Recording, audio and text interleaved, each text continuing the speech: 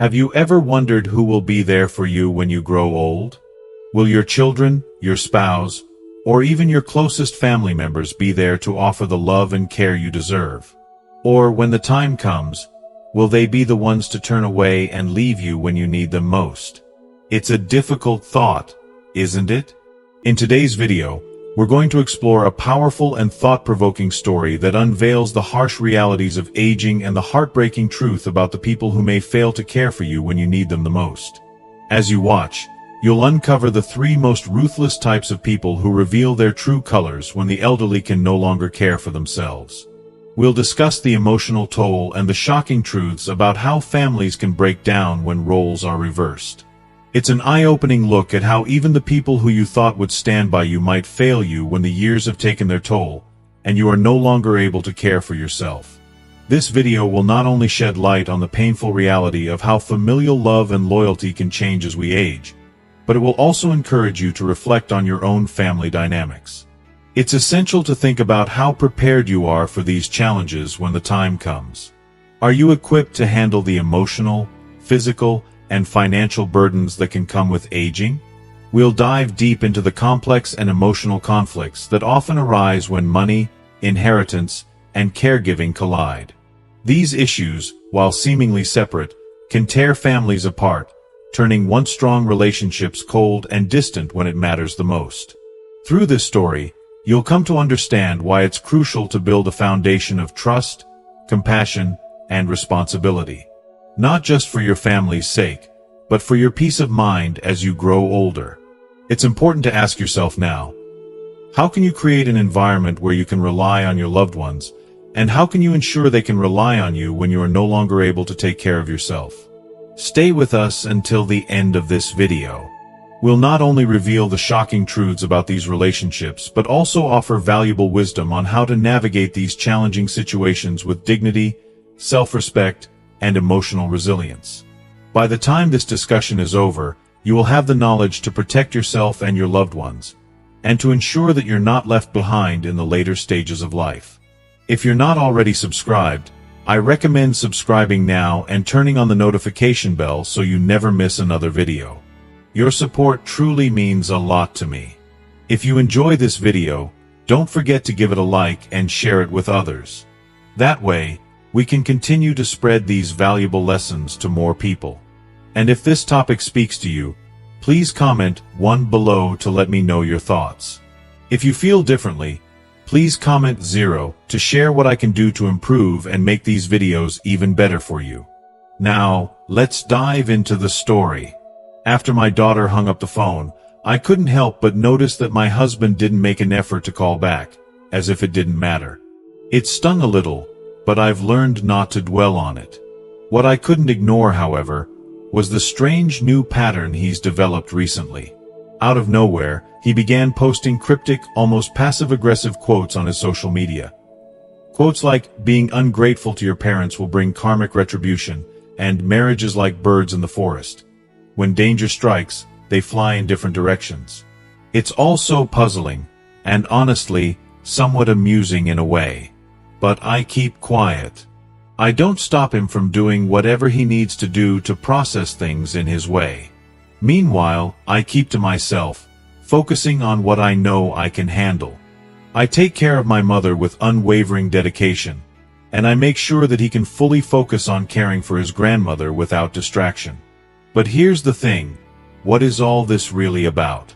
What does he want me to understand by posting these things? Why does he feel the need to act this way?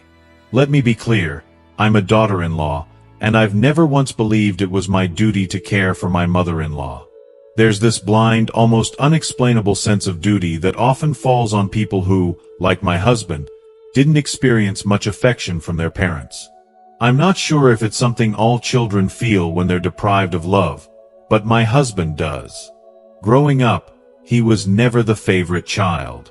His younger siblings were always the ones showered with attention, while he was left to struggle for even the smallest acknowledgement. And yet, he worked his entire life, pouring everything he had into getting just a glimmer of warmth from his mother. A smile, a kind word, even a hint of affection. I never understood it. He's a man so blindly devoted to a woman who could never seem to love him the way he longed for. But then I stop and ask myself, why did I marry him in the first place? The answer is simple, almost laughable in hindsight. Our marriage was arranged through a matchmaking service. I didn't give it much thought at the time, I didn't dislike his looks, and I figured, why not? But if I'm being honest, I should have known better. The matchmaker didn't have much insight into his life. If she did, she would have seen all the signs that were already written in the fabric of his existence. It was as if his life had been mapped out for him long before I came into the picture. And my mother-in-law's favoritism, it seemed, had always been a glaring reality, especially when it came to the time to divide up the family assets. It was Mrs. Thompson, my mother-in-law, who announced that it was time to split up the family property. She said, quite matter-of-factly, that all three of her sons had settled into their own families, and it was time for everyone to get their share. At first, I didn't see anything wrong with it. I even thought, well, when a tree grows large, it must share its branches. It sounded fair enough to me. But when it came time for the division, I was floored by the injustice of it all. My mother-in-law gave away all the houses, all the savings, everything, to the younger sons.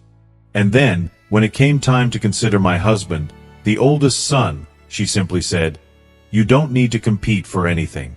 You and your wife are doing fine, so just let the younger ones take what they need." There was no effort to share anything with us, not even a token amount, while we were burdened with a massive debt of $4,000, which had been lingering unpaid for years. My father-in-law had gotten sick, and the family had spent significant money on his care. But here we were, years later, still stuck with that debt, while my mother-in-law had more than enough savings to help. But instead of using her wealth to pay off even a portion of it, she insisted that the eldest son, my husband, take on that responsibility. I can't even begin to comprehend it. The truth is, my mother-in-law has plenty of money. Yet, instead of offering a solution, she left us to carry the weight. And my husband, without hesitation, agreed to take on the burden. I didn't say a word. I knew better. What good would it do? It's like he's been conditioned his entire life to be the one who sacrifices, the one who gives, the one who pleases. I knew I would never get through to him, so I stayed silent. But my mother-in-law, ever aware of my frustration, quickly mentioned that she would eventually live with the younger sons, so there would be no need for us to care for her anymore. The money, the house, those were hers to do with as she pleased. I couldn't help but feel the weight of those words, the sting of it all.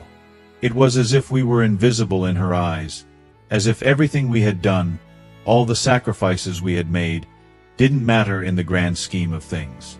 And yet my husband, ever the devoted son, just nodded and accepted his fate.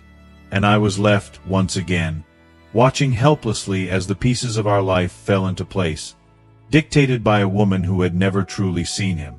If you are still watching this video and find these lessons useful, please comment 1 below to let me know that you are still here with me. It felt like a harsh slap to the face, the kind of blow that stings not just physically but emotionally, lingering far longer than it should.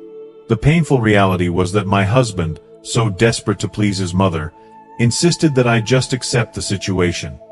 No questions, no complaints. He expected me to bend, to swallow the injustice as if it were a bitter pill meant to teach me something I had yet to understand. But in my heart, I knew it wasn't worth the fight. The truth was, my husband was so deeply entrenched in this notion of blind filial duty that he couldn't see the unfairness of it all. To him, this was simply how things were supposed to be. After all, he had been raised in this environment, conditioned to believe that a son's duty was to serve his mother unquestioningly, no matter the cost.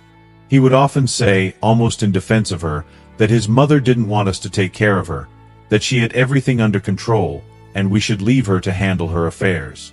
But how could he be so blind to the reality of the situation? It wasn't just about the money, it was about the emotional weight we carried.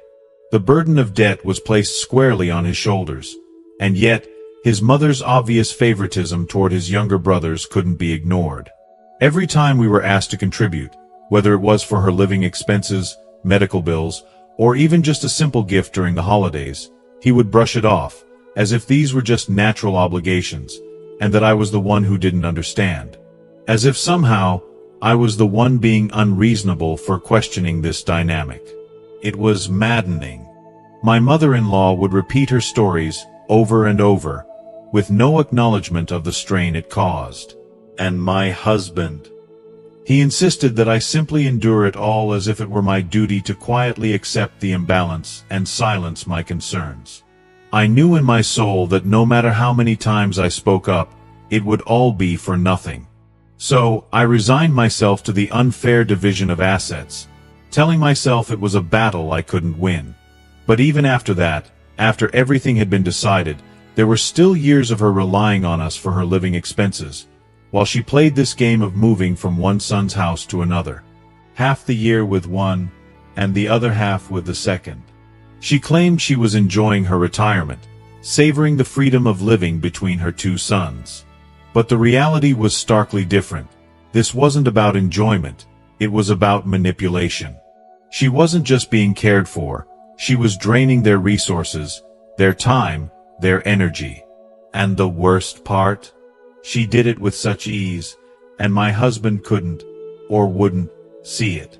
It made me feel so uncomfortable and disrespected, but I couldn't speak out. My husband, who wasn't the favored child, was too naive to realize he was being taken advantage of. In his eyes, his mother wasn't asking too much of us. She was doing us a favor by not demanding we care for her directly. How could he be so blind to the truth? Even as she drained us, even as she placed every burden on his shoulders, he still saw it through rose-colored glasses, convinced that everything was just fine.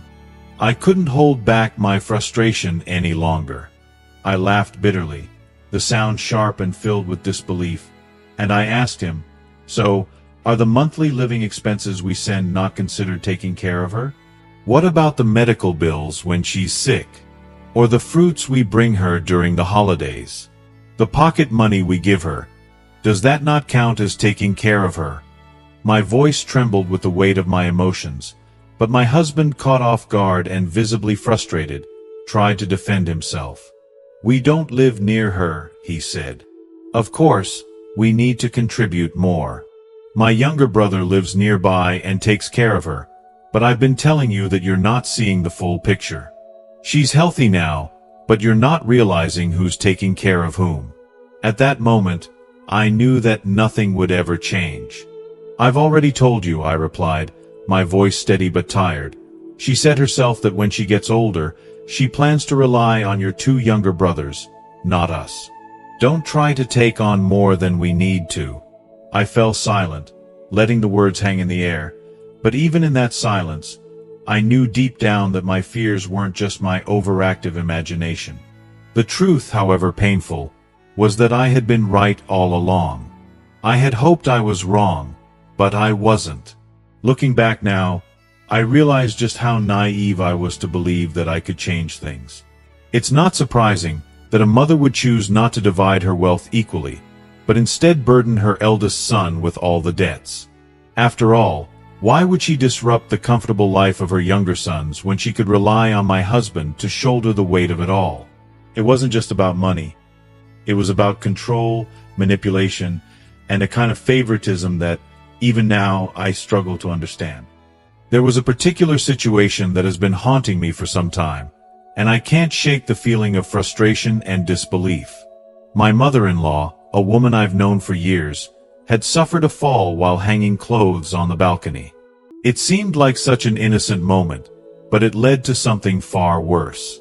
A minor fracture in her leg, which could have been easily treated, was left unattended for far too long. She didn't seek medical attention when she should have, and instead, her leg became completely immobile. By the time she finally made her way to the hospital, it was already too late. She was paralyzed on one side. The emotional weight of that moment hit me hard. I couldn't understand how anyone could let it get to this point, especially considering how easily this situation could have been avoided. I remember vividly asking my husband, with a sense of disbelief, "Why didn't you take her to the hospital right after she fell?" And the answer I received from the daughters-in-law was nothing short of absurd. They told me that she hadn't said anything, so they had no idea. I had to fight back a laugh, but it was the bitter kind, the kind that comes from sheer frustration. Who could believe that? The truth, though, was far more painful. My mother-in-law, in her endless attempt to avoid burdening anyone, thought that a small fracture would heal on its own and that she could simply save money by not going to the doctor. But what started as something minor spiraled into a catastrophe. Now, everything had turned into a tragic mess. And still, no one was willing to admit the truth. My mother-in-law remained silent, as always, not wanting to trouble anyone with her suffering. I didn't even try to argue for her. It was clear that what mattered most at that moment was not the past, not the injustice of what had happened, but what to do next. Who would care for her now? The weight of the decision hung heavy in the air. To be honest, I didn't feel like it was my responsibility, and so I made a choice, an easy one in my mind, not to get involved. I had enough on my plate. And then, just days ago, my husband dropped a bombshell on me. He brought my mother-in-law home, casually mentioning that he had spoken to his 2 younger brothers, and they had all agreed that she would come live with us. As if it were just another trivial matter to be decided over a cup of coffee.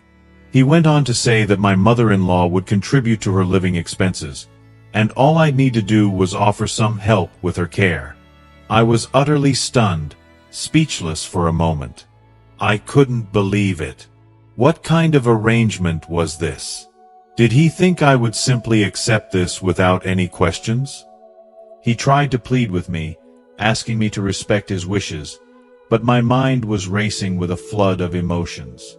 Despite my frustration with him over the years, I had always seen the good he did for my family, and so I softened. I reminded myself that I had retired, that I had the time, and that my mother-in-law's pension would cover her expenses. I thought of all the days I had spent caring for my father in the hospital, and all the things my husband had done for my family, and I told myself that I could manage this, too. It was a decision made out of a sense of duty, a sense of wanting to do right by my husband and my family. But the reality of it all left me seething with anger. It wasn't until I saw the truth unfold before me that the full weight of the injustice hit me. This wasn't a selfless decision to care for an aging mother. It was a calculated move to avoid responsibility. It was then that I realized the true reason the 2 younger daughters-in-law had been so quick to push her onto us. They weren't interested in caring for her at all.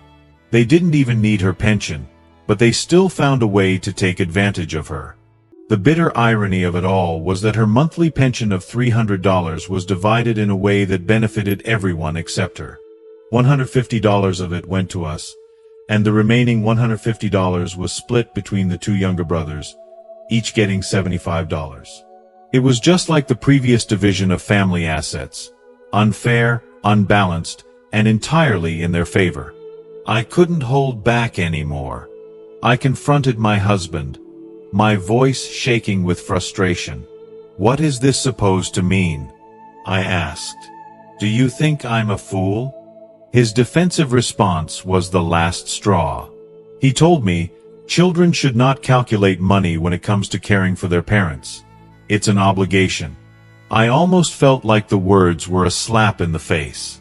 I laughed bitterly, my anger bubbling up. "I don't want to pack up and move to the daughter's house," I shot back. "If you're so eager to take care of your mother, then let you be the filial son.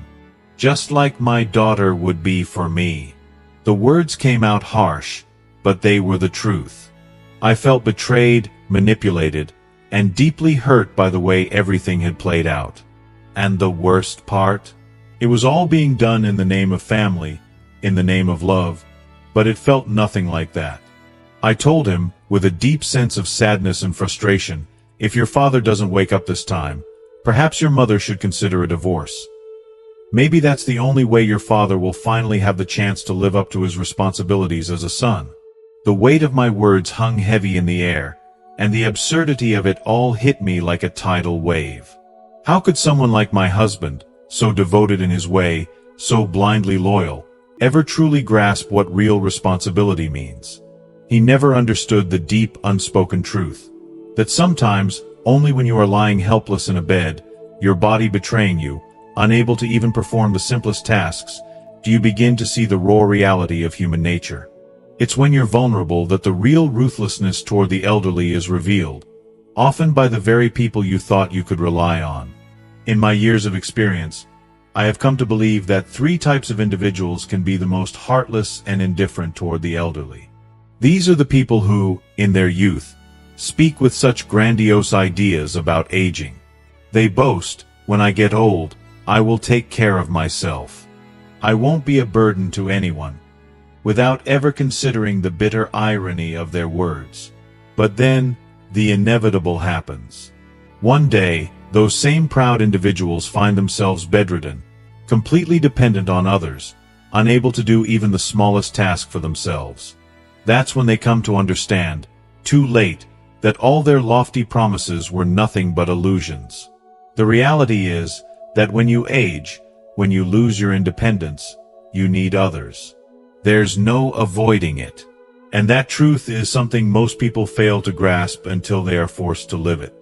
There's a line from an old poem, "The Old Man Goes," that resonates with me deeply. It goes, "Let the bones change and the hair turn gray, but the true nature of people remains the same." And isn't that the truth? As the body weakens and hair turns gray, when people are no longer able to move on their own, when they must be carried, supported, and cared for, that's when the essence of who they are comes to light. All the facades people put up, all the pretensions about strength and independence, crumble in the face of true vulnerability. When you care for an elderly person, day in and day out, you begin to see things you never noticed before. The mask slips and the true nature of a person is revealed.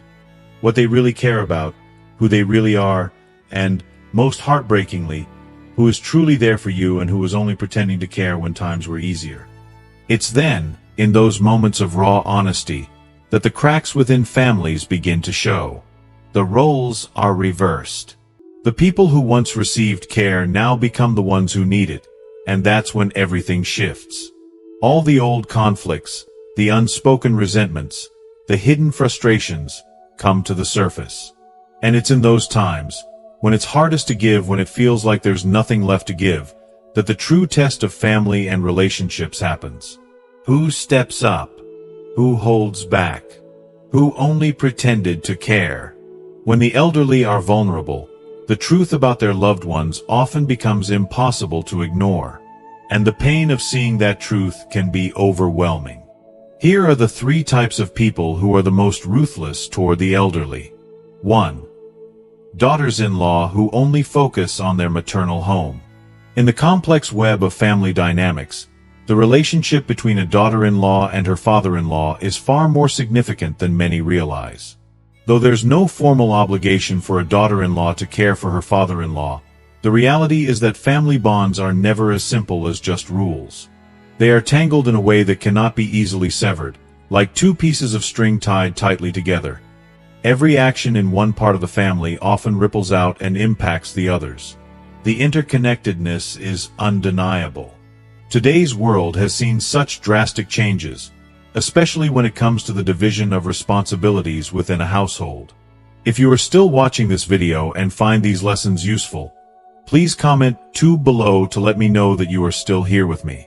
The modern-day family structure has shifted in ways that reflect a deepening of responsibilities, often leaving no room for personal desires or fulfillment. In many families, the husband is out working hard to provide for the family, and the wife is left managing the home, taking care of the children, and attending to the everyday needs of the elderly. In this setup, it's usually the daughter-in-law who shoulders the enormous responsibility of caring for her in-laws, from managing their health care needs to maintaining the household. But there is a growing issue that many families face. When the daughter-in-law turns her focus entirely to her maternal home, her parents and their well-being, What happens to the elderly parents of her husband? It is a painful reality that, at times, this dynamic leaves the son feeling helpless, caught in a position where he feels pressured to overlook his own mother's needs. I've seen it in families before. When the balance shifts so that the daughter-in-law's family becomes her sole concern, it creates an imbalance that weighs heavily on both the husband and his parents. I think about an old saying that perfectly captures this dilemma. No one is closer than your parents, and no one is nearer than your spouse. It's a truth that resonates deeply. Every day, a son is constantly hearing his wife's whispers of concern, requests, and demands. She's not just his partner, but often the main voice guiding decisions in the household. If he doesn't listen to her, if he doesn't put her needs first, then who else is left to hear her? When the parents grow older, when their voices become softer, their needs feel less urgent. They might have already divided their assets among the children, and suddenly, their demands, no matter how important they are, seem to lose their weight. But when the daughter-in-law holds the reins to the finances, it only adds more complexity to the already frail situation. In many families, the son's salary is modest, and in some instances, the pressure is so great that something as simple as buying a pack of cigarettes for his father becomes a mountain too high to climb. The son might want to help his parents, but the financial burden and the weight of his wife's control over the household budget stand in the way. The emotional toll it takes on him is heartbreaking. The reality is that often, the son is out working or fulfilling other obligations, leaving his wife to care for the elderly. But how often is this care given with genuine love and understanding? For many daughters-in-law, it becomes nothing more than a chore, a duty they feel they must fulfill, with as little involvement as possible. If the mother-in-law is lucky enough to get a proper meal or some basic care, then it's seen as enough. But what about the more involved aspects of care? Helping with mobility, administering medicine, providing emotional support. These needs are often brushed aside, ignored, or neglected entirely, even when they scream for attention. I find it devastating to think that in some extreme cases, the daughter-in-law might even wish for her mother-in-law's early passing. She might think that it would remove the obstacles in her life, granting her more freedom to live her own life, to go out, and to enjoy herself. But this mentality, this heartbreaking selfishness, is so common. It's not just a failure of love. It's a failure of empathy and respect for the elderly. Sadly, in many families, the care of the elderly becomes an afterthought, a secondary priority that gets overshadowed by personal indulgence and self-serving desires. It's painful, truly. The most vulnerable members of our families, our aging parents and grandparents, deserve so much more than to be neglected or reduced to obstacles in others' lives.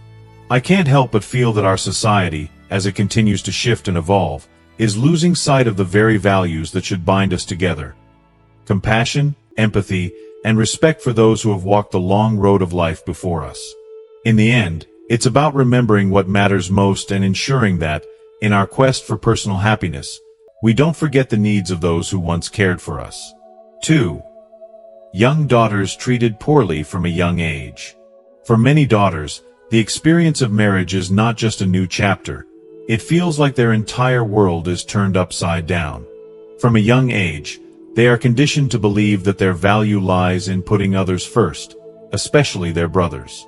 They are taught to be self-sacrificial, to endure, and to quietly accept their roles. These girls grow up hearing that their lives are not their own but are to be dedicated to the needs of others, especially the males in the family. They are expected to be patient and tolerant, even when that means putting aside their dreams and desires. It's not uncommon for these daughters to bear the financial weight of their families, helping their brothers pay for things like dowries or marriage expenses. They are made to feel that their purpose is to serve, never to shine or chase their aspirations.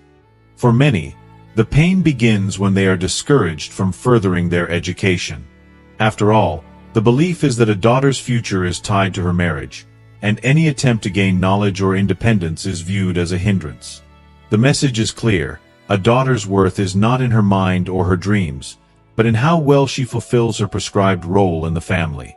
The idea of personal growth or exploration beyond the boundaries set for them is seen as unnecessary and even dangerous. As these daughters grow older, the most excruciating part of this journey comes when they are married off. The family often demands a dowry, a sum of money that can reach tens of thousands of dollars, leaving the daughter's family in financial ruin. The painful irony is that these families believe that the dowry will one day be repaid when the daughter marries. But for many, this hope is never realized. The deep heartbreak that comes from this realization is almost unbearable. These daughters, who have given so much and been taught to endure so much, are left with nothing but the raw sting of being undervalued and forgotten. The emotional toll of having to fulfill every expectation, without ever receiving the same care in return, is devastating. After marriage, these daughters leave the family home, setting out to build their own lives. Yet, as time passes, the emotional connection to their parents begins to fade. The wounds they carried from years of mistreatment are still there, even if they've learned to mask them. Then, years later, when their parents' health starts to decline and they are called upon to care for them, these daughters are left in an agonizing position. They are asked to return, not as daughters who deserve love, but as caretakers who must put aside the pain they've endured for years. How can they summon the strength to offer the very compassion they were never shown? It's an unfathomable burden. The years of sacrifice, the emotional neglect, the feeling of being invisible. How can they just turn that off and become the nurturing figures they were always expected to be? The emotional scars are too deep to ignore. When these same parents, who once held the power to shape their daughters' lives through control and mistreatment, are now frail and helpless, the emotional strain becomes almost unbearable. These parents, who were once in full control, now rely on their daughters to care for them. The daughters, who endured so much for so long, are now asked to take on an impossible task, to care for the very people who failed to nurture them. It feels like reopening old wounds, over and over again, with each encounter. It's not that they don't love their parents. It's not that they don't wish to help. But the truth is, the emotional distance between them and their parents is so vast that it becomes nearly impossible to bridge. The love that was so sorely absent throughout their upbringing has left a hole that cannot be filled by mere physical caregiving. For these daughters, the weight of the past is too heavy to ignore. They were raised to give, to endure, to sacrifice. And now, when it is their time to receive love and care in return, they find only more demands. The emotional damage they carry from years of being asked to give without ever receiving is too much to bear. They are not only asked to care for their parents physically, but to overcome the deep emotional wounds that have scarred them for a lifetime. The sad reality is that they are forced to care for themselves first before they can even think about taking care of parents who never truly cared for them. It's a cruel irony, a burden too great for anyone to bear. The emotional neglect they suffered leaves them unable to be the caretakers they were always expected to be, and it's a pain that is not easily healed. 3. Spoiled sons who only know how to destroy. There's a heartbreaking story that once aired on a television program about a man named Tyler, who embodied the devastating consequences of being overly indulged and spoiled from a young age.